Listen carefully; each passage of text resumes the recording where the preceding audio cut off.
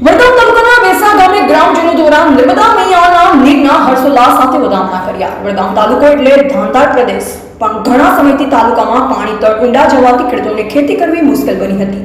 ત્યારે ડિંડોર ખાતેથી પાઇપલાઇન મારફતે વડગામ તાલુકાના તળાવ ભરવાની કાર્યવાહી થઈ રહી છે। ત્યારે વેસા ગામના તળાવમાં નર્મદા મૈયાના નીર આવતા વેસા ગ્રામ પંચાયતના સરપંચ શ્રીમતી પરાણબેન ફલજીભાઈ ચૌધરી, ડેપ્યુટી સરપંચ શ્રી બંસીલાલ, પૂર્વ સરપંચ શ્રી ફલજીભાઈ ચૌધરી, ઉદયસિંહ વાઘેલા, દિનેશભાઈ ચૌધરી, ગંગરાજભાઈ ચૌધરી, પૂર્વ સરપંચ શ્રી જવાનજી સોલંકી, પૂર્વ સરપંચ શ્રી કરસનભાઈ પરમાર તેમજ કામરાજભાઈ ચૌધરી, રાયસનભાઈ ચૌધરી, પીરોજ ખાન પઠાણ, આजमભાઈ સિપાઈ તેમજ ભારતીય કિસાન સંઘના હોદ્દેદારો અને ખેડૂતો અને ગ્રામજનો મોટી સંખ્યામાં ઉપસ્થિત રહી હર્ષોલ્લાસ સાથે વાતે ગાતે નર્મદા મૈયાના નીરના વધામણા કરવામાં આવ્યા અને તળાવમાં નર્મદા મૈયાના નીર આવતા ગ્રામજનોમાં ખુશી છવાઈ।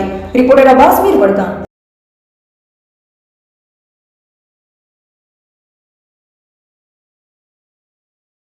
તાલુકાના વેસા ગામે નર્મદાના નેર આવી પહોંચતા સમગ્ર ગ્રામજનોમાં ખુશી અને લહેર પહોંચી છે।